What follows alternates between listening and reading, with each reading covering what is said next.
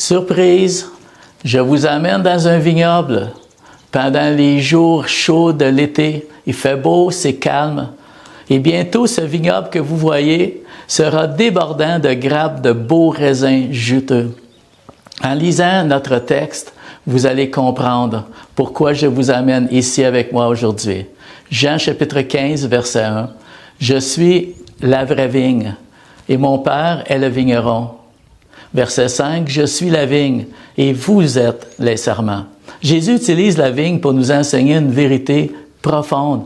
Alors, pour nous aider à mieux saisir le sens de son enseignement, c'est pour ça que nous nous sommes déplacés dans l'endroit naturel que Jésus utilise.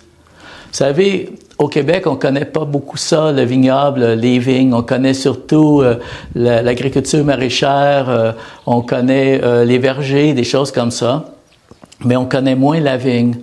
Alors, dans le contexte de l'enseignement de Jésus, dans le chapitre 14 à 17, on voit que c'est la dernière soirée que Jésus passe avec ses disciples, avant la crucifixion. C'est une soirée intime qu'il partage avec ses chers amis.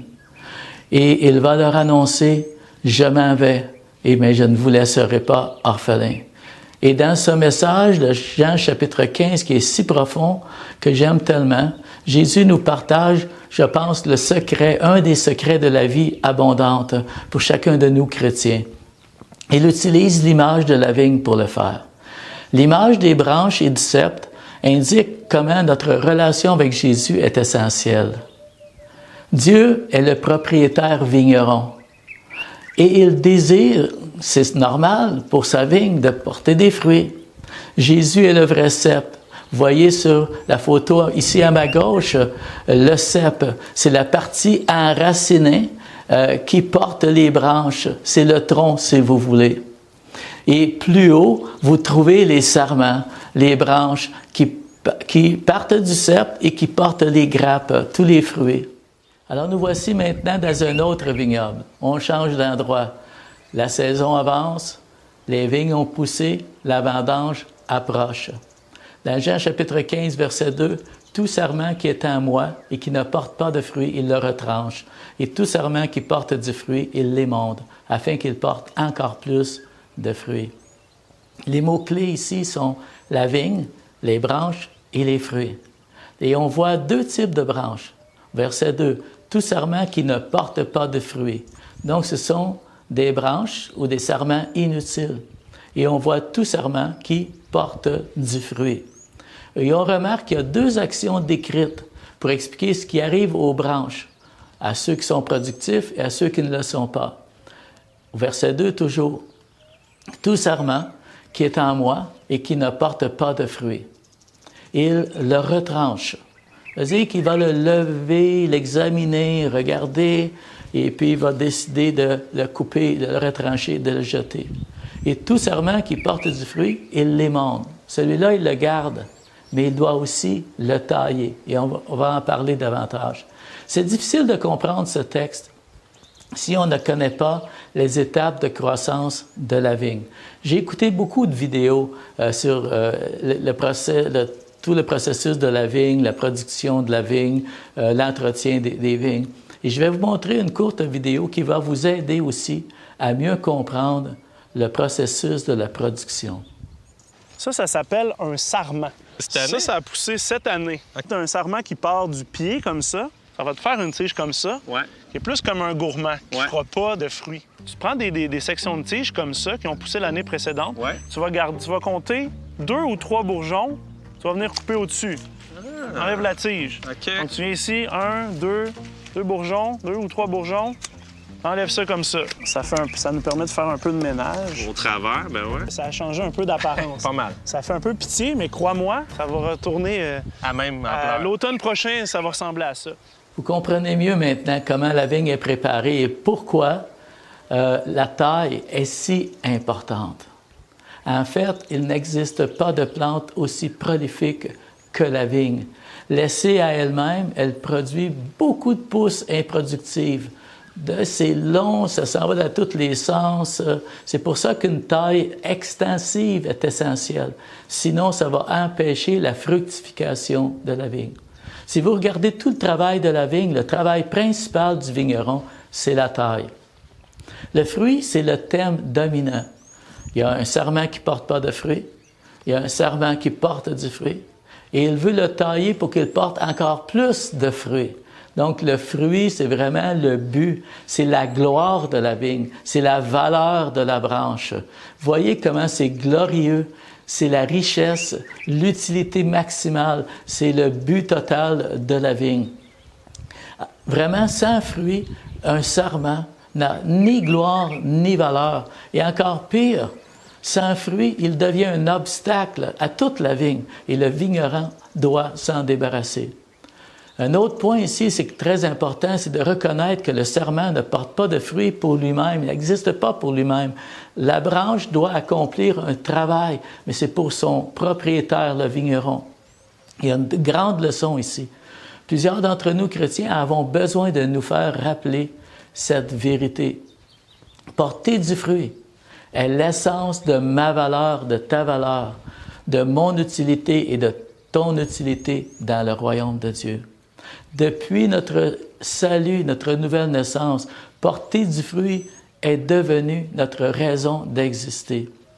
Si tu veux vivre la vie abondante du sarment et réaliser ton potentiel, réalise que tu as une branche qui existe pour porter du fruit.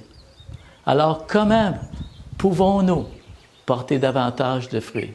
Alors, quelques observations ici et quelques leçons qui vont s'appliquer à notre vie. Le vigneron, en plus de tailler la vigne, attache les sarments à un treillis. Qu'est-ce que c'est un treillis? C'est une série de fils tendus qui maintiennent les branches et les raisins au-dessus du sol et qui donnent une direction au sarment. Ils ne laissent pas les branches aller dans la direction où elles veulent pousser.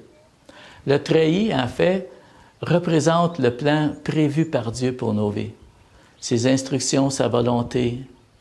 Et nous devons grandir le long du treillis de Dieu et nous aligner avec les plans et la volonté de notre Sauveur. Un autre point, c'est que les branches poussent dans toutes les directions. Dans les directions opposées, ils s'entrecroisent et tout ça. Ça ressemble un peu à nos vies, n'est-ce pas? Nos ambitions, nos idées, nos efforts humains. Et on court dans tous les sens, on se fatigue et parfois pour très peu de résultats spirituels. Les sarments, eux, atteignent de 8 à 10 pieds. On les coupe tout près de la tige. Il ne reste que 1 à 3 pouces du bois. Et ça, c'est le secret véritable d'une vendange abondante. Après chaque saison de travail, la vigne est taillée de nouveau jusqu'au tronc. J'ai vu dans une vidéo que la vigne correctement émondée est réduite de 85 à 90 % de sa taille d'origine. Et pourquoi? Parce que ça gaspillerait trop de sève de nourrir toutes ces longues pousses de l'année précédente. La sève doit être utilisée uniquement pour les bourgeons à fruits. Aussi, tout sarment qui porte du fruit, il l'émonde afin qu'il porte encore plus de fruits. Si c'est l'intention de l'émondation, ça veut dire nettoyer, consister à identifier les pousses inutiles, les rejetons ou ce qu'on appelle des fois les gourmands et à les couper. C'est comme dans notre vie. Il faut qu'on identifie les choses inutiles comme des distractions, les ambitions mondaines, tout ce qui prend en fait notre énergie qui nous détourne du plan de Dieu, de marcher en communion avec Dieu, tout ce qui nous empêche de porter du fruit. C'est pourquoi même tout serviteur du Seigneur, toi et moi qui servons le Seigneur, nous avons besoin de ce genre de nettoyage spirituel, de prendre soin de notre vie spirituelle et surtout d'examiner notre relation avec Jésus.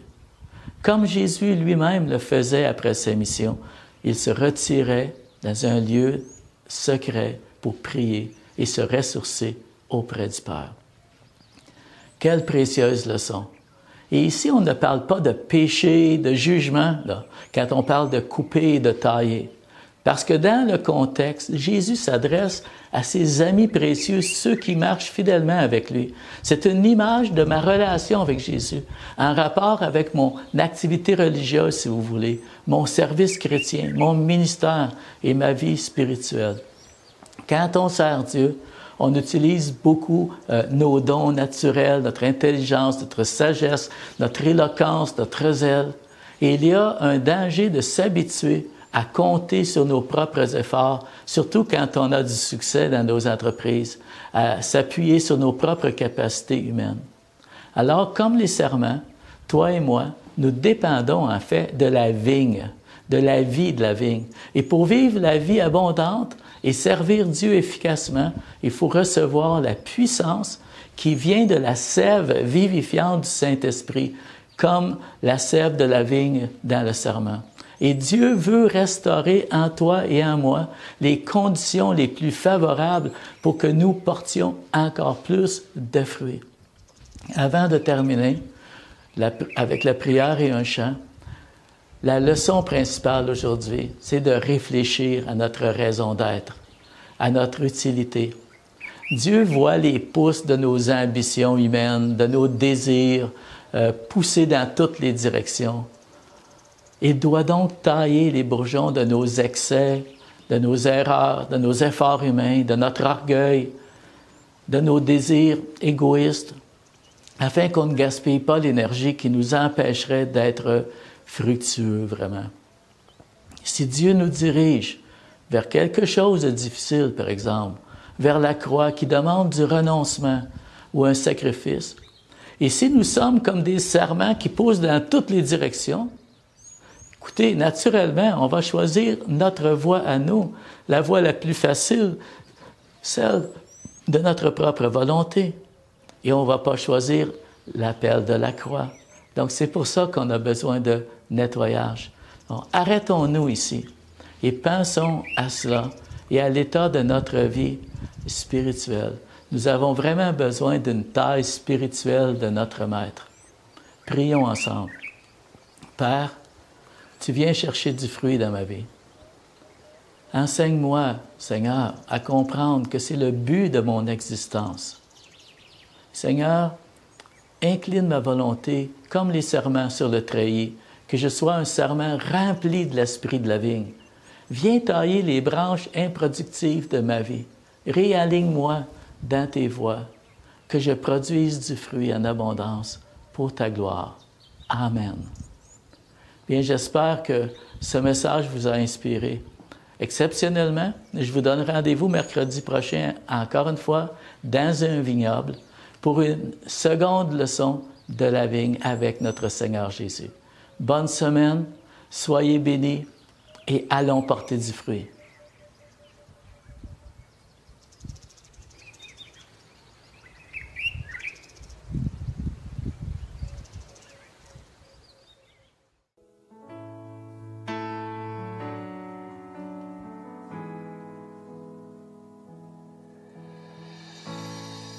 Je veux rentrer dans tes parvis, être à tes pieds, c'est mon désir. Je veux toute ma vie t'obéir et t'honorer, oh Dieu. Majesté, majesté, je fléchis les genoux devant toi. Majesté, majesté, je t'abandonne tout, oh Dieu d'amour.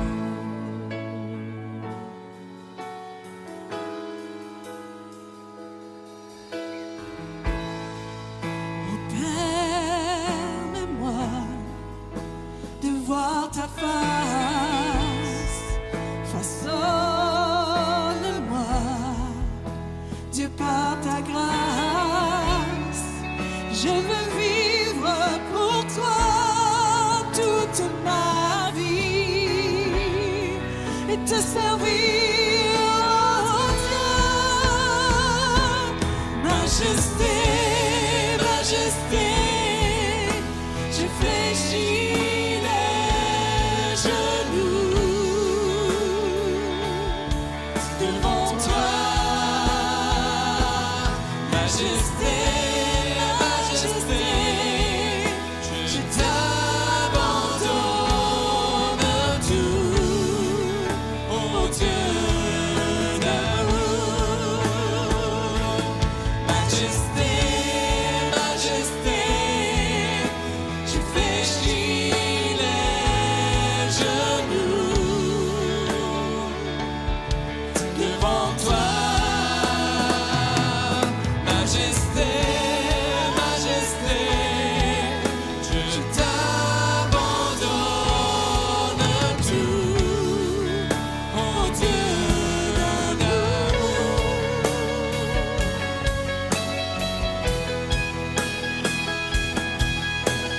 Élevons nos voix à sa majesté, à l'agneau soit la gloire ce matin.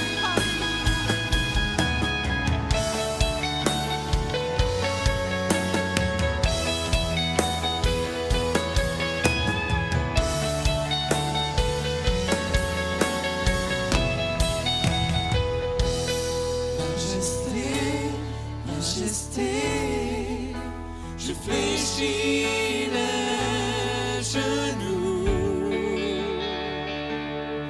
devant toi. Majesté,